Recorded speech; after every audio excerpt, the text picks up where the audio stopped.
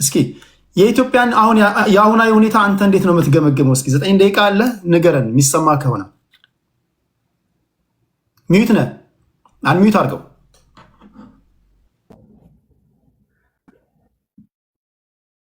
ሚዩት ነው ቴዲ፣ ይሰማል? አሁን ይሰማል። በጣም ይቅርታ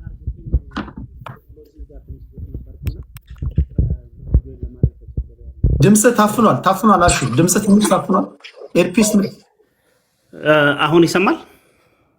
ይሰማል በደንብ። ኦኬ ታንክ ዩ ቬሪ ማች። በጣም አመሰግናለሁ ስለዚህ እድል። ይሄ የቲክቶክ ውይይት እጅግ በጣም ጠቃሚ ነው። በጣም በርካታ ኃይሎች እዚህ ጋር አሉ። የኛን ከኛ ውይይት ብዙ ትምህርትና ብዙ ለአገር የሚጠቅም ሀሳብ ሊያገኙ የሚችሉ። ስለዚህ ጀዋርም ቴዲም ይህን መድረክ ስለፈጠራችሁ ከልቤ አመሰግናችኋለሁ። ሌሎችም ጓደኞቼ ሰላም እላችኋለሁ። እንግዲህ በጣም በሰፊው ነበረ በጉጉት ስጠብቅ የነበረው፣ ግን በቴክኖሎጂ ምክንያት አሁን መጥቻለሁ። ዛትስ ፋይን። ጥቂት ነገሮችን ሀሳቤን ልግለጽ። ምናልባት ሰዓት ከገፋው ቴዲ ልትይዘኝ ትችላለህ።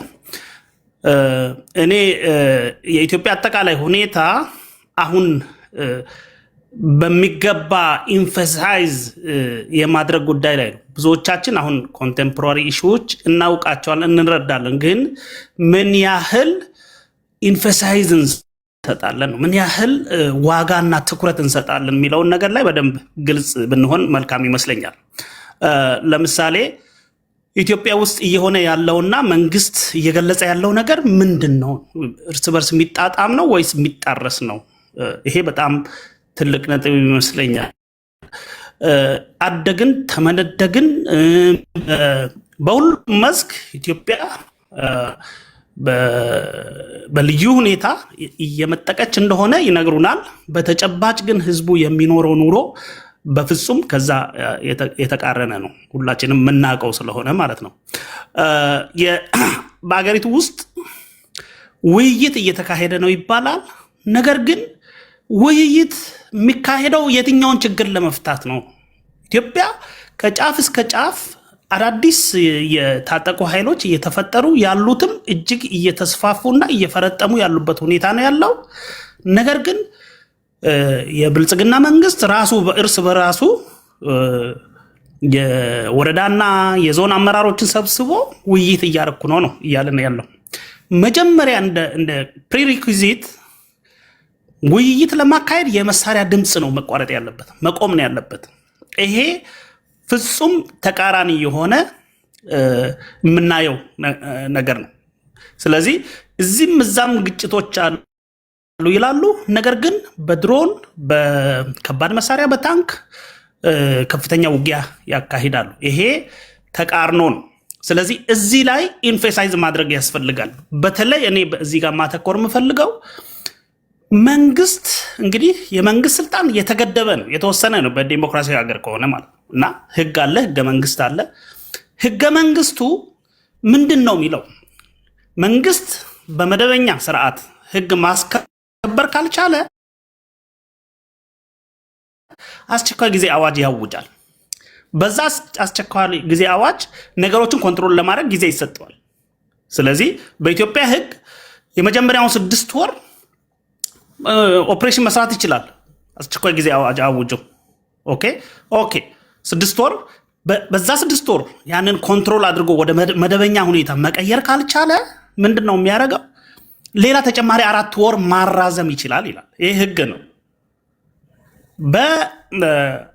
በአማራ ክልልም በኦሮሚያ ክልል እየተካሄዱ ያሉ ጦርነቶች ለአመታት ናቸው። ስለዚህ አጌንስት ሎው ኦፍ ዘ ላንድ ማለት ነው። ከኢትዮጵያ ህግ ለመንግስት ከሚሰጠው ስልጣን በላይ ነው።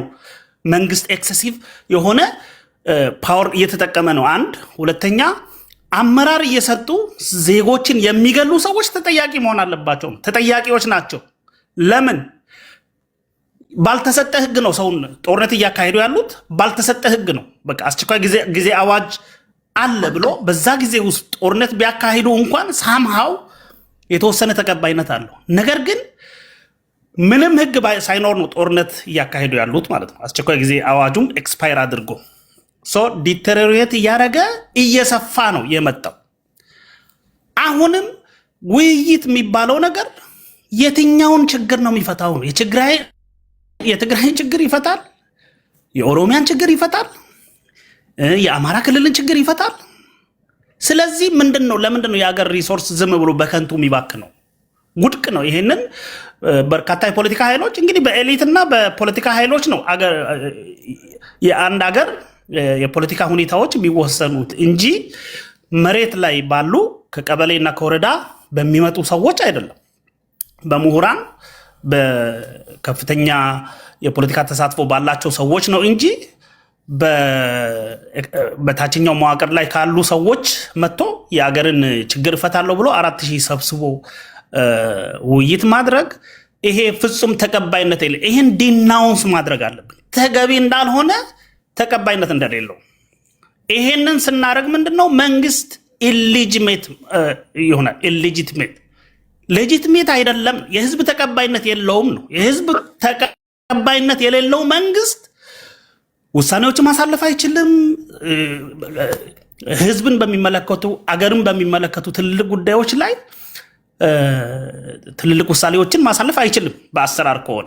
ነገር ግን በተጨባጭ የብልጽግና መንግስት ፋብሪኬት ያደርጋል ራሱ ችግሮችን ከኮንፍሊክት ውስጥ ከአንድ ኮንፍሊክት ወደ ሌላ ከአንድ ግጭት ወደ ሌላ እየሄደ አገሪቱን ወደ ተራዘመ ማለቂያ የሌለው ቀውስ ውስጥ ነው የከተታት። አሁንም ከዛ የመውጣት ተስፋ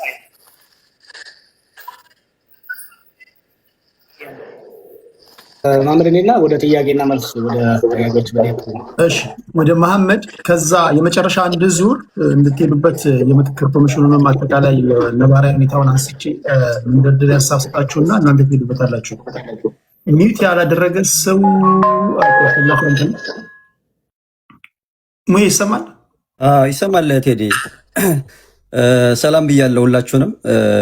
አብዛኞቻችሁን ጋር እንተዋወቃለን። ኦቨርኦል በኢትዮጵያ ሁኔታ ላይ ያሉ ጉዳዮችን ነው እንደ አጀንዳ የተሰጠን።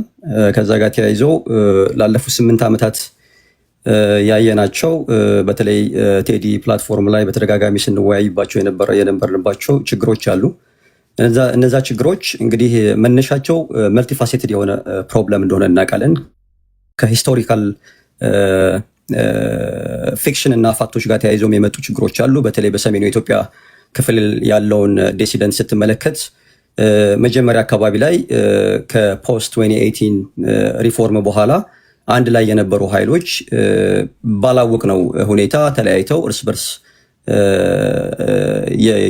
ወደ ዋር የገቡበትን ሁኔታ አይተናል። በተለይ የአማራ ክልልና የትግራይ ክልልን ሁኔታ ስንመለከት አማራ ክልል ውስጥ ያለውን ነገር ስንመለከት ለዘመናት በኢትዮጵያዊነት አድፍጦ የነበሩ ኃይሎች ወደ ብሔረተኝነት አጀንዳ ውስጥ ለመግባት በሚሞክሩበት ሰዓት የፈጠሩት የአካሄድ ክፍተት በውስጣቸውም እንደገና ባይላተራልም በሆነ መንገድ ወይም ደግሞ ዩኒላተራል በሆነ መንገድም ወደ ኮንፍሊክት ውስጥ የገቡበት ሁኔታ አለ።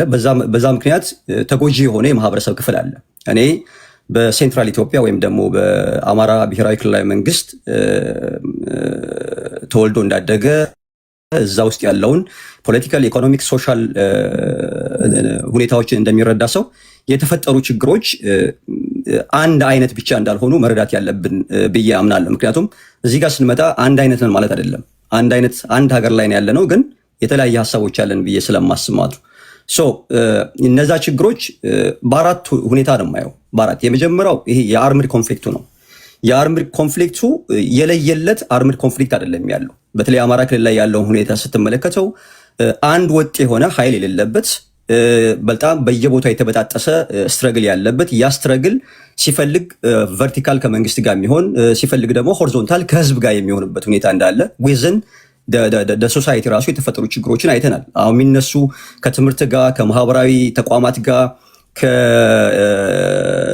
ከሰላምና ጸጥታ ጋር ተያይዞ ያሉ ችግሮችን ስትመለከት በአንድ ወገን የሆኑ እንዳልሆኑ የምታያቸዋል። የሆነ ታይም ላይ መንግስትን ባካፕ አድርጎ ሲንቀሳቀስ የነበረ ኃይል ከመንግስት ተቃራኒ ሆኖ መንግስትን የሚወጋበት ሁኔታ፣ ያ መንግስት ደግሞ እነዚህን ኃይሎች ለይቶ መስራት ያለበትን ጉዳይ መስራት ሲገባው ህዝብን እንደ ህዝብ ታርጌት አድርጎ አሁን ላይ የሃይማኖት ተቋማቶች፣ ገዳማቶች፣ መሳጅዶች ማን ምን አደረጋቸው የሚባል ነገር በማይታወቅበት ሁኔታ እየወደሙ ያለበት፣ እነዛ ውድመቶች ደግሞ ማህበረሰቡን እረፍት የነሱ ሁኔታዎች የፈጠሩበት ሁኔታ እየተመለከትን ያለው። ቅድምም ስታነሳው ነበረ ለምሳሌ የትግራይ እና የአማራ ክልል ላይ ያለውን ኮንፍሊክት ከፕሪቶሪያ ጋር እንዳይገናኝ የሚፈልጉ ሰዎች አሉ። ፕሪቶሪያ ሜን ኢሹ ለእኔ ማለት ነው። ከፕሪቶሪያ በፊት የነበረው ሀገርን ማዳን በሚል ዘመቻ ውስጥ ተሳትፎ የነበሩ ኃይሎች ፖስት ፕሪቶሪያ ተገለናል በሚል ወይም ደግሞ እኛን ኢንክሉሲቭ ያልሆኑ ዲያሎጎች ናቸው። እኔ አምንበታለሁ። ያን ቅድም ጀዋርም ሲያነሳው ነበረ። እኔና እዚህ ውስጥ ያለን ሰዎች በጋራ ለፈጠርናቸው ችግሮች እኔ እናንተ ብቻ ተለይተን ሌሎችን አግለን የምንሄድ ከሆነ ችግር እንደሚፈጥር አውቃለሁ። ነገር ግን ያንን ህዝቡ ራሱ በአግባቡ እንዲረዳው ተደርጓል ብዬ አላምንም። አማራ ክልል ውስጥ ማለት ነው። አማራ ክልል ውስጥ ሪፕሬዘንቴሽን የጎደለው የፖለቲካል ዲስኮርስ የሚካሄድበት ነው። ሪፕሬዘንቴሽን ማለት ነው በተደጋጋሚ የክልሉን ጉዳይ መልታይ ፋሴትድ ፖለቲካል፣ ኢኮኖሚክ ኤንድ ሪሊጂየስ ኢሹዎች አድርገው የሚገቡ ሰዎችም እንዳሉ ማለት ነው። እነዛ ችግሮች ህዝቡን ኮሌክቲቭ ፐኒሽመንት ውስጥ እንዳስገባው እረዳለሁ። እነዚህ እና መሰል ነገሮች ከፍተኛ የሆነ አደጋ እንደደቀኑብን ማለት ነው። ከዛ ባሻገር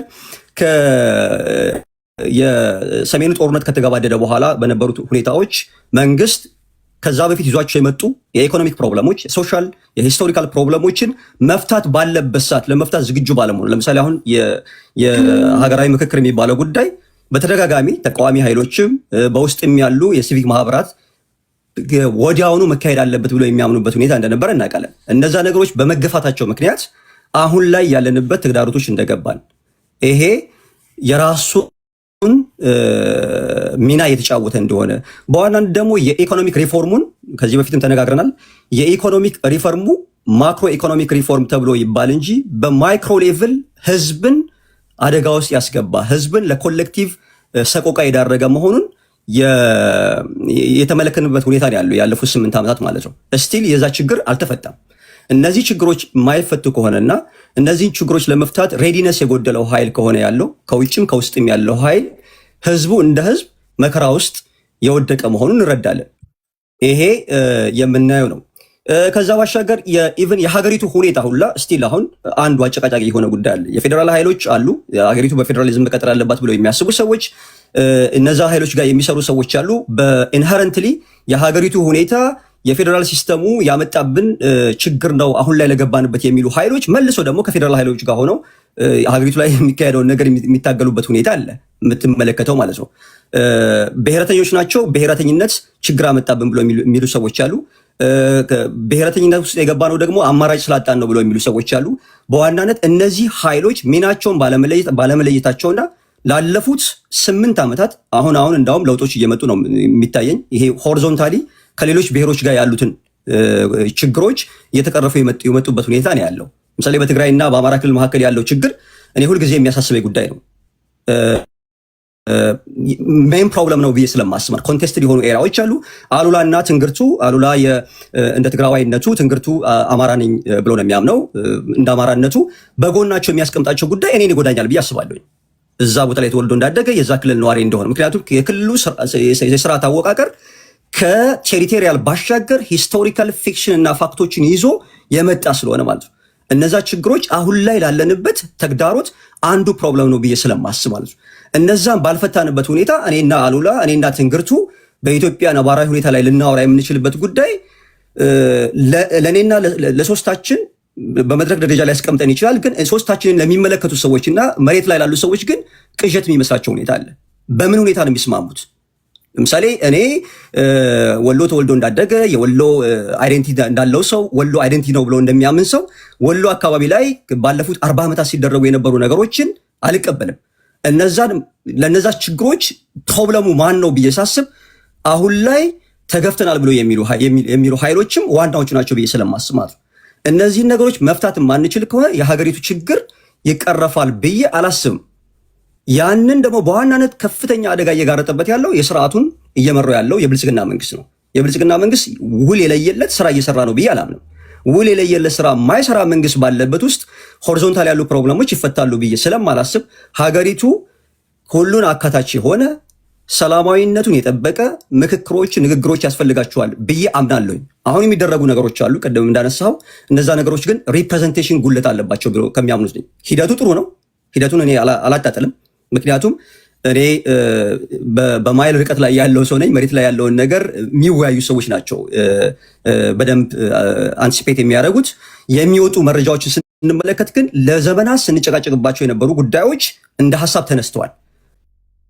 አሁን ትልቁ ችግር እኔ ካላወራሁት፣ እኔ ካልተናገርኩት መፍትሄ አይመጣበትም የምንል ሰዎች ልንኖር እንችላለን። አይ ያ መፍትሄ ያን ጉዳይ ተመልክተን በዛ ላይ መጨመር አለብን ብለው የሚያስቡ ሰዎችን እኔ ችግር የለብኝም እና ከዛ አንጻር መታየት አለበት። አይ ቲንክ እየደገመብኝ ነው። እነዚህና መሰል ነገሮችን ለመፍታት የምንሄድ ከሆነ ምናልባት ወደፊት ሀገር ይኖራል ብዬ አስባለሁ ለማለት ነው። አመሰግናለሁኝ ቴዲ። ቴንክ ዩ መሐመድ። ሚት ያላደረገች አሉላ ነው። ኦኬ አሉላ ነው ሚት። ኦኬ የብልጽግና ደጋፊዎች ትገባላችሁ። አስቀድሜ እንደነገርኳችሁ ሁላችሁም ለምክንያት እንዳትመቹ አድርገን ነው ምንተዋችሁ እዚህ ጋር ማለት እኔ አልገባሁም ሀሳብ አልሰጠውም እንዳትሉ። ይሄ ይቀጥላል፣ የመጨረሻ አይደለም።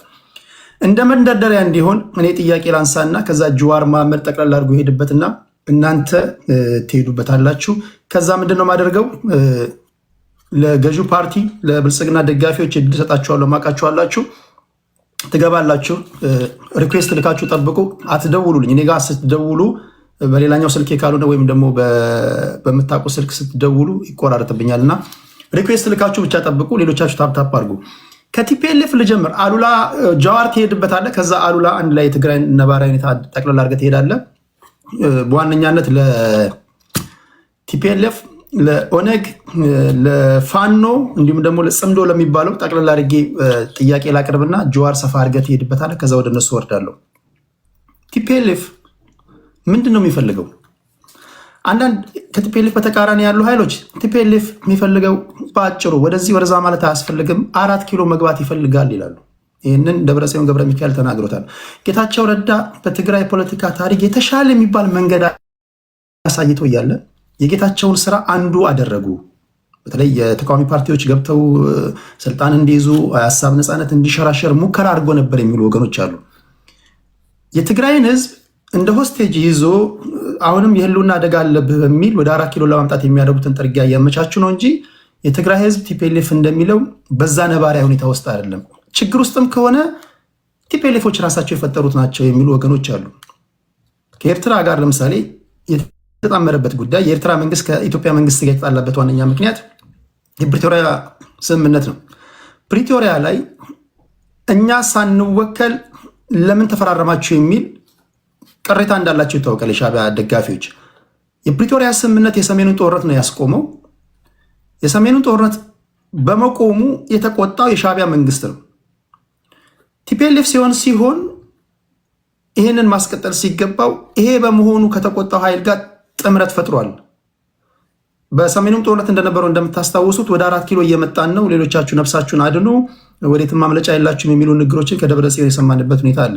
በአንተ እይታ የቲፒኤልኤፍ አጠቃላይ ምንድን ነው ፍላጎቱ?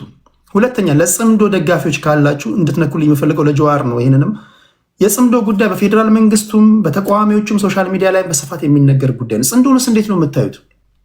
የአንዳቸው የመታገያ አጀንዳ ከአንዳቸው ጋር የሰማይና የምድር ልዩነት አለው። ቲፒኤልኤፍ የፋኖ ኃይሎችን ወራሪ ነው የሚላቸው። ወራሪዎች የያዙብንን ኃይል ለማስለቀቅ እየመጣን ነው ይላሉ። ገብረ እግዚአብሔር የስፖክስ ፐርሰን ናቸው። ይህንን ቃል በቃል ተናግረዋል። በፋኖና በቲፒኤልኤፎች የመታገያ አጀንዳ መካከል ልዩነት አለ። ማርቲን ፕሎት በቅርቡ እንደነገረን እነዚህ 4 ኃይሎች ሱዳን ላይ ተገናኝተው እንደመከሩ ነግሮናል። የጽምዶስ ጉዳይ የገባችሁ ነገር አለ? ይህ ሊሆን የሚችል ነገር ነው? የፌዴራል መንግስቱም ያነሰዋል፣ እነሱም ያነሱታል። በኦሮሚያ ክልል ላይ ፈጠን እያልኩኝ ነው፣ ለሰዓታችሁ የቸኩልኩኝ ነው ጥያቄ የማቀርበው። በኦሮሚያ ክልል ላይ በተደጋጋሚ የሚነሱ ጥያቄዎች አሉ። ለምሳሌ ኦነግ ሲመሰረት እንደ መታገያ አጀንዳ አድርጎ የተነሳባቸው 3 ጉዳዮች ናቸው እኔ እስከሚገባኝ። በዚህ ጉዳይ ላይ ከራጁ ጋር እንስማማለን፣ አንከራከርም። ራስን በራስ የማስተዳደር ጉዳይ አለ፣ የቋንቋ ጉዳይ አለ፣ የአዲስ አበባ ጉዳይ አለ። አሁን ባለው መንግስት እነዚህ ጥያቄዎች ከሞላ ጎደል ተመልሰዋል። አሁን ኦነግ የሚታገልበት አጀንዳ ምንድን ነው የሚሉ ወገኖች አሉ። ለዚህ ምን ትላላችሁ? ሰፋ ለህዝብ ስላለ ላልሰማችሁ ለሰማችሁም ድጋሚ ነው ይሄን ለራጆ ማነሳለት።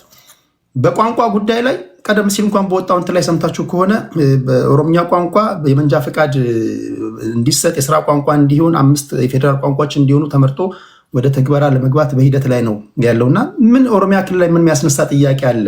ከሞላ ጎደል እየተመለሰን የሚሉ ወገኖች አሉ። ይህን ምን ትላላችሁ?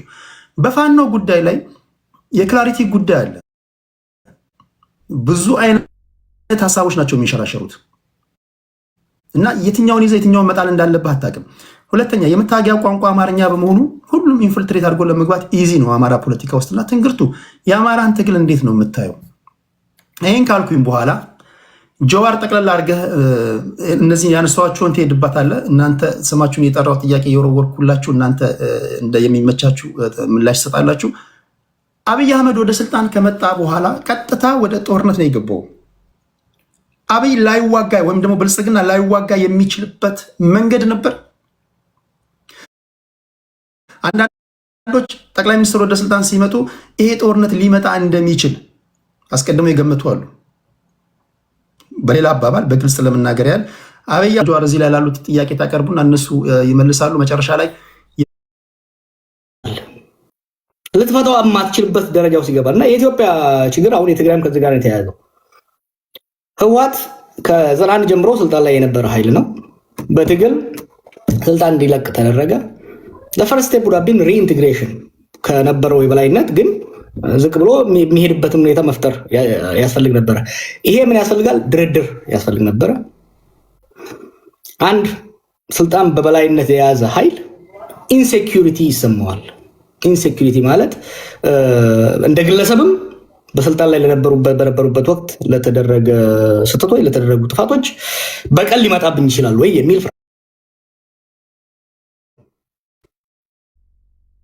ማዕከሉን ከስልጣን መልቀቅ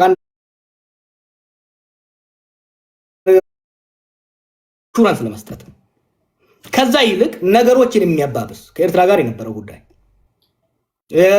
የመጣው በሚዲያ በማህበራዊ ሚዲያ የመጣው ትርክት ወንጀል ሰርተው ህዝቡ መደበቂያ ለሚያደርጉትም የህዝባቸው ዕጣ ፈንታ ለሚያሰጋቸውም አንድ ላይ ሆነው ወደ ጦርነት እንድንገባ አደረገ። ፕሪቶሪያ ወቅት ደግሞ ከፕሪቶሪያ በፊት ለምሳሌ አንዱ ትልቁ ችግር መፍታት ሊፈታበት የሚችለው የኢህአዴግ መድረክ ነበር። የኢህአዴግ መድረክ ዲሞክራሲያዊም ባይሆን ዲሞክራሲያዊ በሆነ መልኩ የኤሊት ባርጌን የሊቃን ባርጌን የሚደረግበት የስልጣንና የሀብት ክፍያ ድርድሮችና ክፍያዎች የሚደረጉበት ኤሊት ማኔጅመንት ፖለቲካል ማኔጅመንት የሚደረግበት መድረክ ነበር። ያ የፈረሰበት ሂደት አንደኛ ማፍረሱ አስፈላጊ አልነበረም፣ ሪፎርም ነበር መደረግ ነበረበት። የፈረሰበት መንገድ ዲሞክራሲያዊ ስራ ስላልነበረን፣ ዲሞክራሲያዊ ስራ ቢኖር ድርድርና የስልጣንና የሀብት ክፍፍል በፓርላማ በሀውስ ኦፍ ፌዴሬሽን ይካሄድ ነበረ። ኢህአዴግ ዲሞክራሲያዊ ስራ ባለመሆኑ ዲሞክራሲያዊ በሆነ መልኩ በፓርቲ ነበር ውሳኔዎች የሚወሰኑት። ያ ፓርቲ ሲፈርስ የመደራደሪያ የመከራከሪያ የመነጋገሪያ መድረኩ አጣ ነው።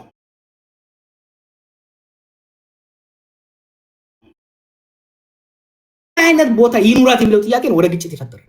ወደ ግጭት ያስገባል ጉዳዮች የሴኩሪቲ እና የስልጣን ጉዳዮች ተደራድሮ የወደፊቷ ኢትዮጵያ ውስጥ የትግራይ ቦታና የትግራይ ሊቃን ቦታ ምን ይሁን የሚለውን ከመደራደር ይልቅ ከመነጋገር ይልቅ አብይና በአዲስ የታረቁት የህወሓት ኃይሎች እንዴት ተስማምተን ኤርትራን እንውጋ ነበረ። ምን ዋሻቸው ነገር አልነበረም። አወዘራ ናይሮቢ ተው አይሆንም። አዙሪት ውስጥ ነው የምትከቱን። ሪሜምበር 2018 ኢሳያስና አብይ እንደዛ ሲያስጨፍሩን ይሄን ነገር ጸረ ህወሓት አላያንስ አድርጉት። አንድ ነገር እንሻወድ። ይሄ ኤርትራ፣ ኢትዮጵያ፣ ትግራይ፣ ኦሮሞ ምናምን ነው ነገር ክፍሎችን ቢኖሩ ደግሞ ብዙ ሚስጥር የለንም።